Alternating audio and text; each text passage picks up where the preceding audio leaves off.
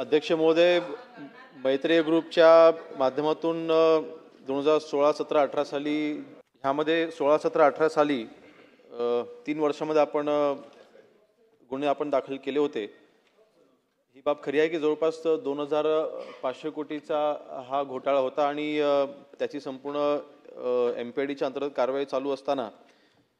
Property attach करणं, त्याची अधिसूचना काढणं, त्याचं व्हॅल्युएशन काढून व्हॅल्युएशन करून त्याचा लिलाव करून पुन्हा त्या प्रॉपर्टीच्या माध्यमातून जे काही गुंतवणूकदार होते त्यांचे पैसे परत मिळवून देणं, याची प्रोसेस थोडी मंदगतीने चालली होती। परंतु आपण जवळपास 1-1.5 महिन्यापूर्वीच माननीय मुख्यमंत्री महोदयांच्या निर्देशानुसार आपण ती बैठक घेतली होती। बैठक आपण घेऊन आजपर्यंत आपण जवळपास 409 प्रॉपर्टीज आपण अटॅच केलेल्या आहेत। त्यापैकी कोर्टाने आपल्याला व्हॅल्युएशन करण्याकरता 360 प्रॉपर्टीजचं आपल्याला व्हॅल्युएशन करण्यासाठी आपल्याला परवानगी दिलेली आहे आणि 360 पैकी 70 प्रॉपर्टीजचं आपण व्हॅल्युएशन पूर्ण केलेलं आहे। त्याची व्हॅल्यू जवळपास 250 कोटी 217-18 कोटीच्या दरम्यान जाते आणि आपला अंदाज आहे की या 360 प्रॉपर्टीजमधनं जवळपास आपण 1,500 ते 2,000 ची रक्कम आपण इथे गोळा करतो। म्हणजे तेवढ्या व्हॅल्यूची आपण जे काही प्रॉपर्टी आपण लिलाव करून 2,500 कोटीपैकी आपण जवळपास 1,500 ते 2,500 कोटीच्या दरम्यान आपण रक्कम परत त्या गुंतवणूकदारांना आपण देऊ शकतोय। आणि ही संपूर्ण प्रोसेस पूर्ण करण्यासाठी त्या बैठकीमध्येच आपण आदेश दिलेले आहेत। पुढच्या 8 ते 9 महिन्यामध्ये संपूर्ण व्हॅल्युएशन पूर्ण करून लिलावाची प्रक्रिया पूर्ण करून गुंतवणूकदारांना पैसे द्यायला सुरुवात करायचे असे आपण आदेश दिलेले आहेत। अध्यक्ष महोदय, जो सन्माननीय सदस्य म्हणून जो प्रश्न विचारला की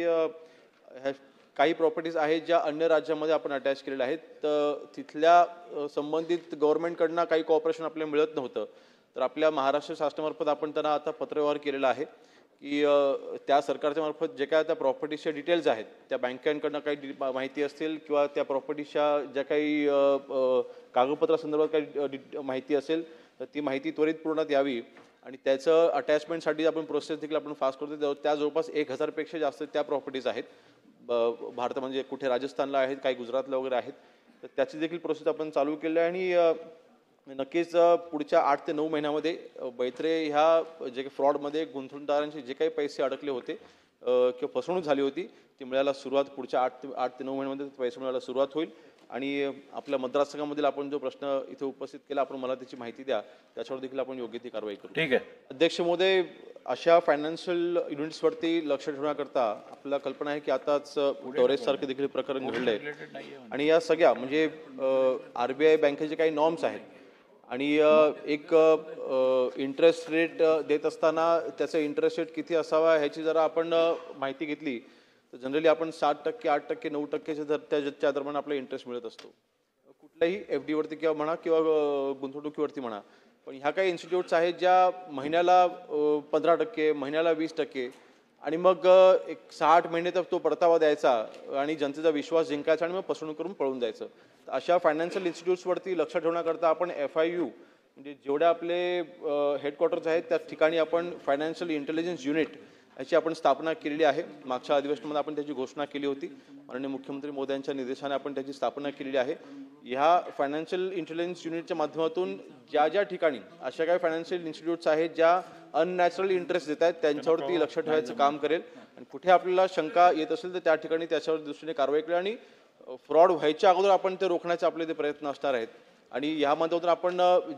मुंबईसारखी ठिकाणं आहेत, पुणे असेल किंवा कारण बऱ्यापैकी मोठ्या शहरांमध्ये हे फ्रॉड जास्त होत असतात, तर अशा ठिकाणी हे फायनान्शियल इंटेलिजन्स युनिट आपण स्थापन केलेलं आहे। मध्ये एकूण 56 आपण आरोपींवरती आपण गुन्हे दाखल केले होते, त्यापैकी 16 आरोपींना आपण अटक केली होती आणि 36 आरोपींच्या बाबतीत आपण म्हणत आहात ती माहिती खरी आहे की हे आरोपी फरार आहेत। परंतु जी मी बैठक घेतली त्या बैठकीमध्ये आम्ही देखील नाराजी व्यक्त केली होती आणि आपण संबंधित पोलीस अधिकाऱ्यांना सक्त ताकीद दिलेली आहे की या आरोपींना शोधून काढण्यासाठी सगळी यंत्रणा ॲक्टिव्ह करा आणि ह्यांना लवकरात लवकर तिथे पकडण्यात येईल। दुसरी गोष्ट, आपण जे म्हटलं आहे की 9 महिन्याचा कालावधी जास्त आहे, परंतु ही जी प्रोसेस जी आहे व्हॅल्युएशन करण्याची, त्यानंतर आपल्याला कोर्टामध्ये सादर करावं लागतं, त्याचं ऑब्जेक्शन वगैरे तिथे कोर्टामध्ये सुनावणी होते, त्या प्रोसेसला जवळपास 5 ते 6 महिने जातात आणि म्हणून आपण ती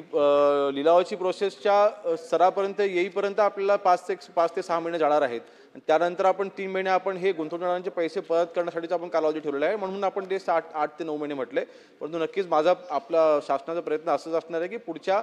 6 महिन्यामध्ये मॅक्सिमम टाइम आपण 8 ते 9 महिने दिलेला आहे, परंतु 6 महिन्याचा प्रोसेस पूर्ण करायचा आपला प्रयत्न राहील.